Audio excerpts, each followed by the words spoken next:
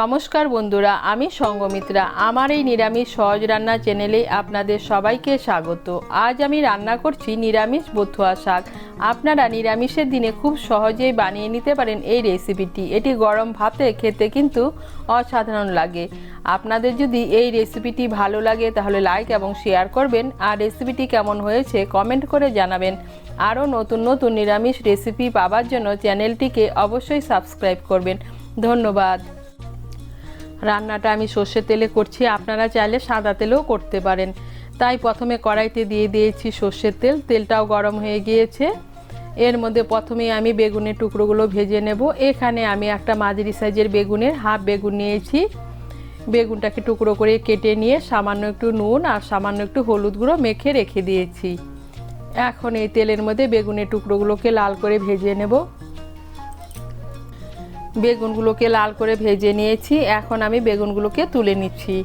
বেগুন ভাজার পর কড়াইতে যে তেল আছে এই তেলেই রান্নাটা করব। এর মধ্যে দিয়ে দিচ্ছি দুটো শুকনো লঙ্কা আর 1/4 টিস্পুন কালো জিরে। ফোড়নটা দিয়ে একটু নাড়াচাড়া করে নিয়ে এর মধ্যে দিয়ে দিচ্ছি কেটে রাখা বথুয়া শাক।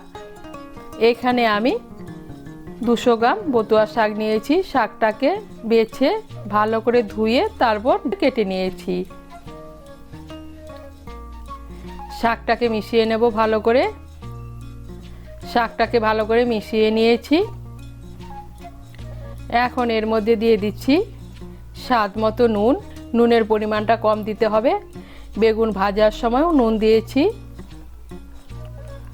আর দিয়ে দিচ্ছি সামান্য একটু হলুদ গুঁড়ো।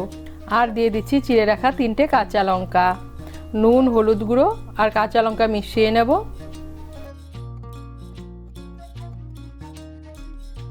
মিশিয়ে নিয়েছি। এখন আঁচটাকে মিডিয়াম করে 4-5 মিনিটের জন্য ঢেকে দেব।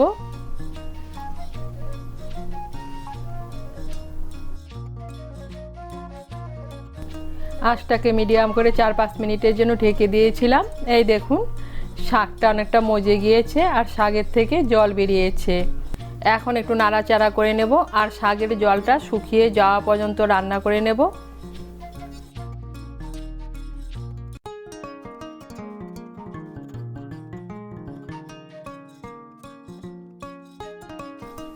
এই দেখুন শাকের জলটা প্রায় শুকিয়ে গিয়েছে।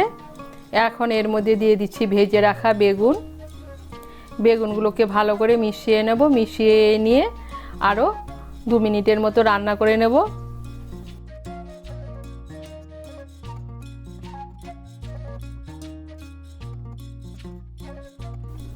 বেগুনগুলোকে মিশিয়ে নিয়ে আরও 2 মিনিটের মতো রান্না করে নিয়েছি।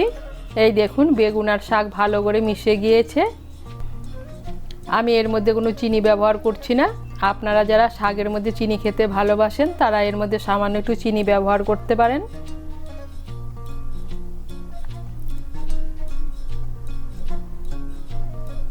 আর তৈরি হয়ে গেল নিরামিষ বেথো শাক বা বথুয়া শাক।